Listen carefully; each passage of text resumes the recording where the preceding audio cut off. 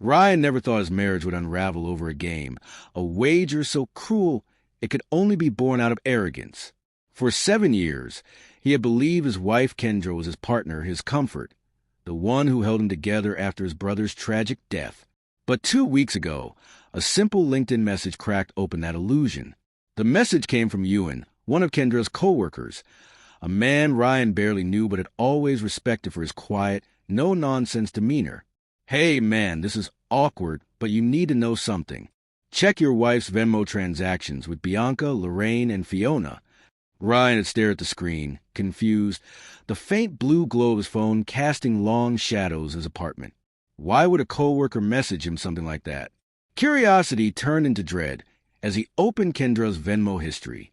3 transactions, all within the same week. Bianca, $1,500 with the caption, "Can't wait to see this." Lorraine, $2,000, "This is too easy." And Fiona, $1,500. "He's going to bawl like a baby." Each payment had been accepted, deposited straight into Kendra's account. His heart hammered as the pieces clicked together. This wasn't just some casual exchange of money. This was a bet, and the prize was his humiliation. But it wasn't until Ryan checked Kendra's iPad, forgotten on the living room table, that the truth hit like a sledgehammer. A group chat titled Operation Waterworks. The thread stretched back months. His wife bragged, "He's so sensitive.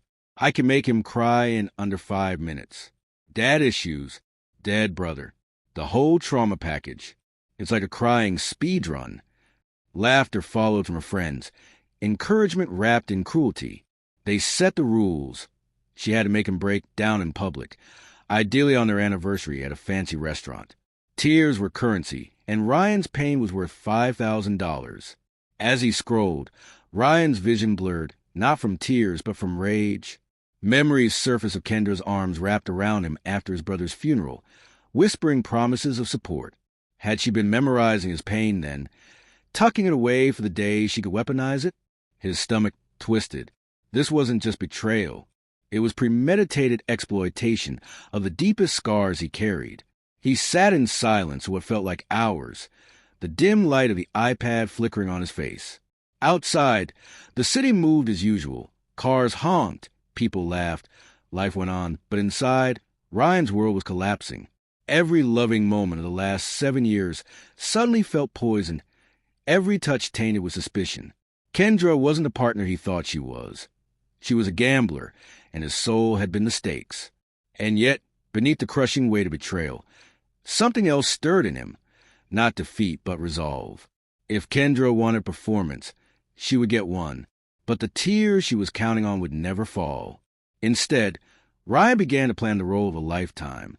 For the next few nights, Ryan barely slept.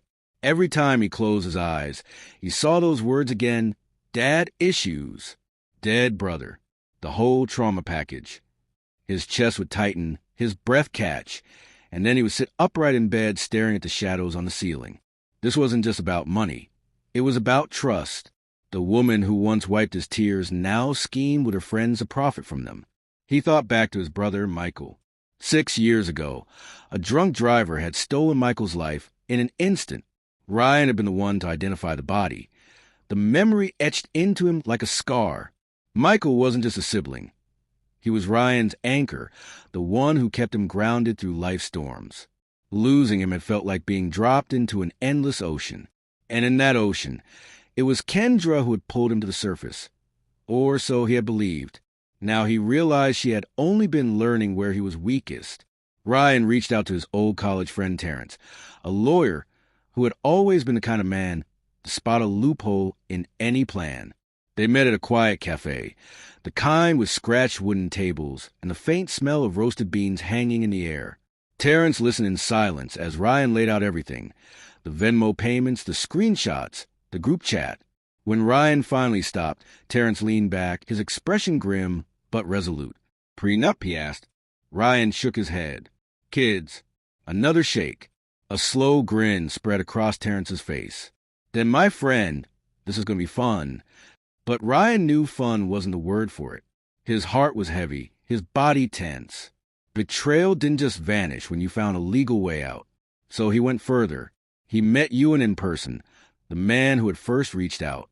They sat across from each other at a small diner with neon lights flickering outside. Ewan explained how he had overheard Kendra and her co-workers laughing about the bed in the break room, how disgust crawled up his spine when he realized what they planned. He showed Ryan even more messages he had managed to screenshot. Last year, Kendra had bet her co-workers she could fake a panic attack to stop him from attending his best friend Dennis's bachelor party. And she had won. That revelation cut deep. Ryan remembered the night vividly. Kendra clutching her chest, tears streaming, whispering she couldn't breathe. He had stayed with her all night, soothing her, believing every word. And now he realized he had abandoned his best friend's celebration for a game. His fists clenched under the table, nails digging into his palms. In the days leading up to their anniversary, Kendra seemed almost giddy. She left sticky notes on the fridge with hearts, sent him sweet texts during work, and kissed his cheek whenever she passed him in the apartment. To anyone else, she looked like a wife in love. To Ryan, she looked like an actress rehearsing for opening night. Meanwhile, he was rehearsing, too. He opened a new bank account at a different bank, quietly moved his personal savings, and documented every asset they owned. He called a specialist Ms. Rodriguez, a family lawyer with a reputation for dismantling high-conflict cases, like a surgeon with a scalpel. She combed through his evidence, her sharp eyes lighting up at each piece of proof. "She thinks this is a game," Rodriguez said, tapping the stack of screenshots. "But when I'm finished, it won't feel like one." Ryan also installed a recording app on his phone. One-party consent laws were on his side. He backed up every file in 3 separate drives, creating a fortress of truth around himself. Each step was methodical, not fueled by rage, but by an icy determination. If Kendra wanted to break him, he would show her just how unbreakable he had become. The night before their anniversary, Ryan studied her closely as she lounged on the couch, phone in hand, lips curled into a secretive smile. He noticed how she angled her camera, testing different positions as though preparing for a photo shoot. When he asked why she looked so excited, her eyes gleamed with triumph. "Oh, babe," she said, her voice dripping with anticipation. "Tomorrow is going to be unforgettable." And Ryan silently agreed. Tomorrow, she would learn what unforgettable really meant. The night of their anniversary arrived, cloaked in a strange electricity. The sky outside was painted in deep shades of indigo, the city buzzing with a Friday night rhythm of laughter, car horns, and the faint scent of food carts drifting through the air.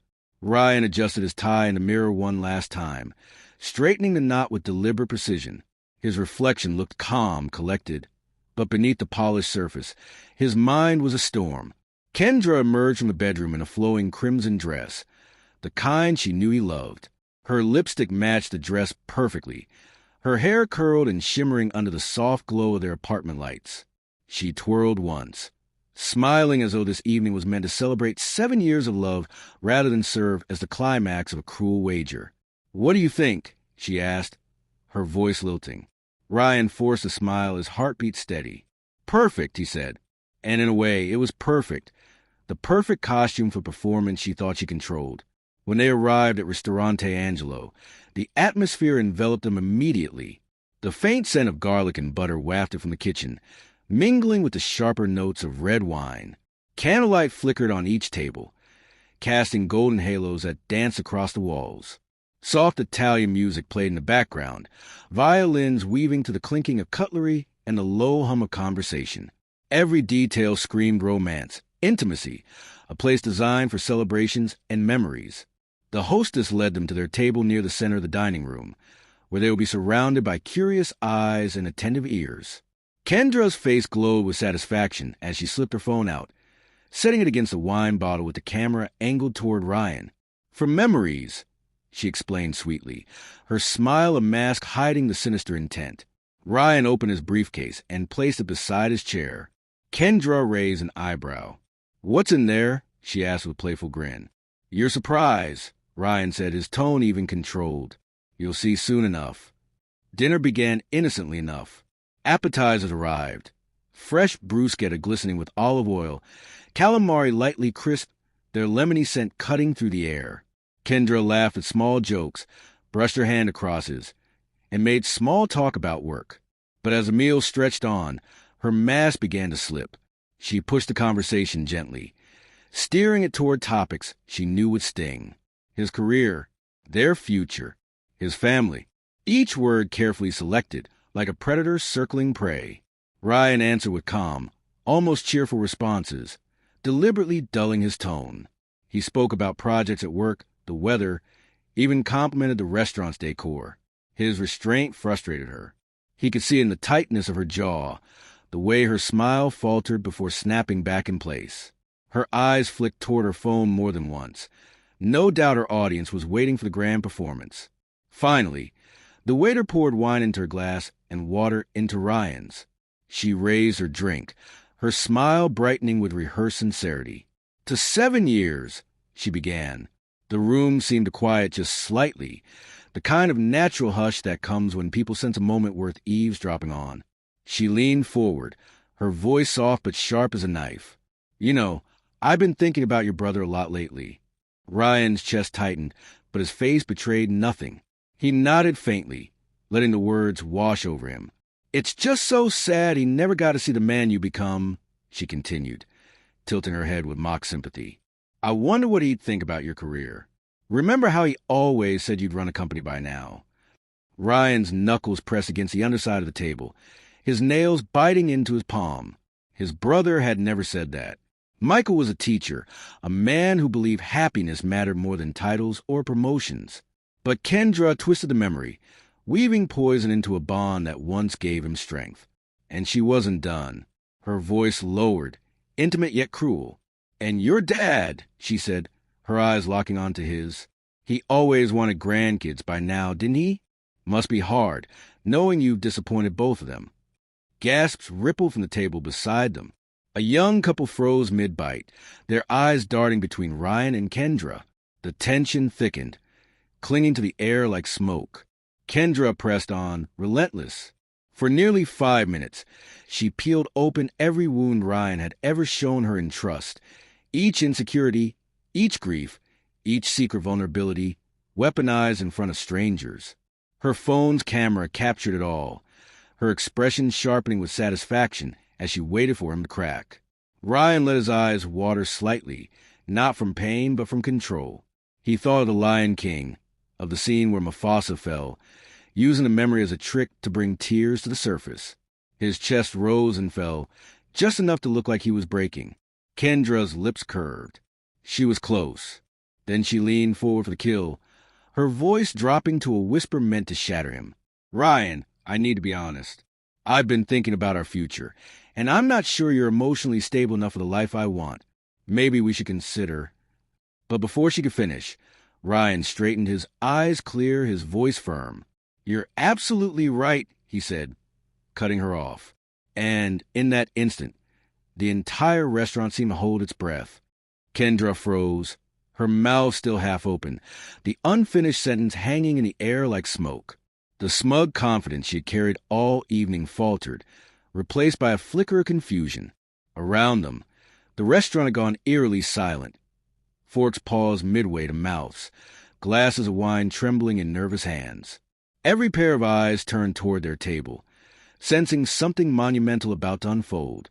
Ryan rose slowly from his chair, the scrape of wood against marble echoing through the room. He adjusted his suit jacket, his movements deliberate, controlled, as though he were about to deliver a speech rather than react to his wife's cruelty. The briefcase at his side clicked open with a quiet snap. "Ladies and gentlemen," Ryan began, his voice carrying across the dining hall with a calm authority that silenced even the clatter from the kitchen. "My beautiful wife here has just given me clarity. 7 years ago, I thought I married the love of my life. But tonight, I see the truth." Gasps whispered through the crowd. Kendra's face flushed crimson. "Ryan, sit down," she hissed, reaching for his sleeve. But he pulled back, eyes locked on her, with an icy steadiness that made her flinch. "Love doesn't bet $5,000 on making their spouse cry in public," he continued, pulling his phone from his pocket. With a swipe, the screen lit up, rows of screenshots, glowing evidence against her. He turned it outward, letting nearby tables glimpse the group chat, the Venmo payments, the cruel words. A collective gasp rose from the onlookers. One older woman at the far end whispered, "Oh my God!"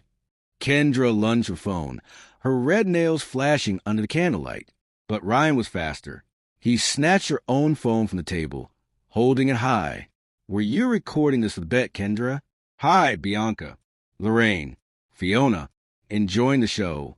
His words dripped with quiet venom, his gaze cutting to the invisible audience behind her camera. The color drained from Kendra's face. She reached out desperately, but Ryan stepped back and pulled out a manila envelope from his briefcase. He held it aloft, his voice sharp and clear. "My anniversary gift to you. Divorce papers. Already filed. Congratulations, Kendra. You lost more than your bet tonight." The room erupted in shocked murmurs, forks clattering against plates as strangers exchanged wide-eyed looks. Kendra's mask cracked. Tears filled her eyes. Not the tears of a woman wronged, but the frantic, crocodile tears of someone losing control. She clutched at his arm, her voice breaking into a shrill plea. "This is abuse. He's financially controlling me. He's trying to humiliate me." The manager, a tall man in a crisp suit, approached cautiously. "Ma'am, I'm going to have to ask you to leave." Kendra whipped around, her mascara streaking. "I'm not leaving. This is my anniversary dinner." Ryan remained calm, reaching into his briefcase once more. He pulled out another document and handed it to the manager with a polite nod. "Actually, the reservation is under my name. I'd like to change it to a table for one, please." The crowd broke into scattered laughter and shocked chuckles. Kendra's face twisted with fury as two waiters stepped in to gently but firmly guide her toward the door. Her heels clicked violently against the floor as she struggled, shouting, "You can't divorce me. I'll take everything. My dad's a lawyer." Ryan's reply sliced through the chaos, calm but devastating. "Your dad's a real estate lawyer, Kendra. Miss Rodriguez eats those for breakfast." The door swung shut behind her, and for the first time that night, the restaurant exhaled. A hush lingered, broken only when the older woman who had gasped earlier lifted her glass and said softly, "Good for you." Ryan lowered himself back into his chair, signaling the waiter. "The most expensive steak you have, please," he said evenly. Moments later, a chilled bottle of champagne arrived, sent from the same older woman. The waiter set it down gently, whispering with a smile, "For your freedom."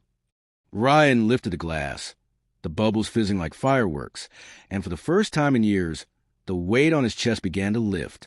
He sent himself the video from Kendra's phone, then typed a final message into the group chat. "Bets off. She lost." With a single tap, he blocked them all. As the music swelled softly again and the restaurant returned to life, Ryan cut into a steak, savoring every bite, not just of food, but of liberation.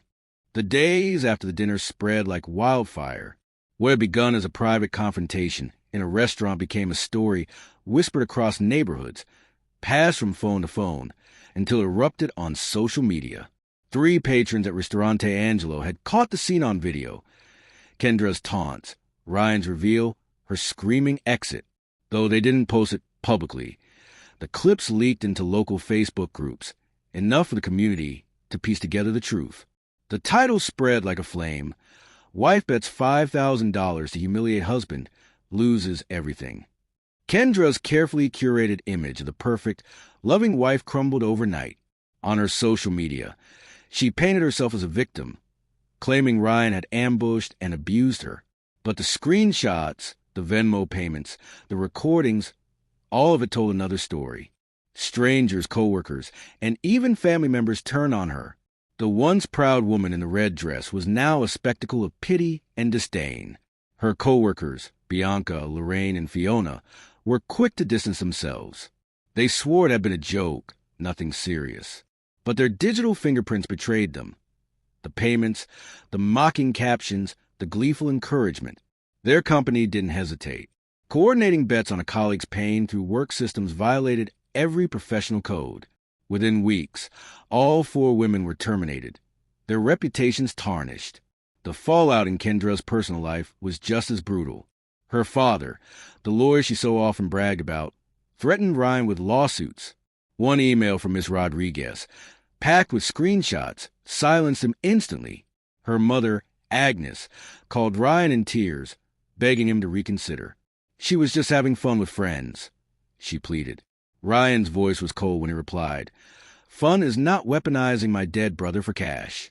You didn't raise a daughter who made a mistake. You raised a sociopath." And he hung up.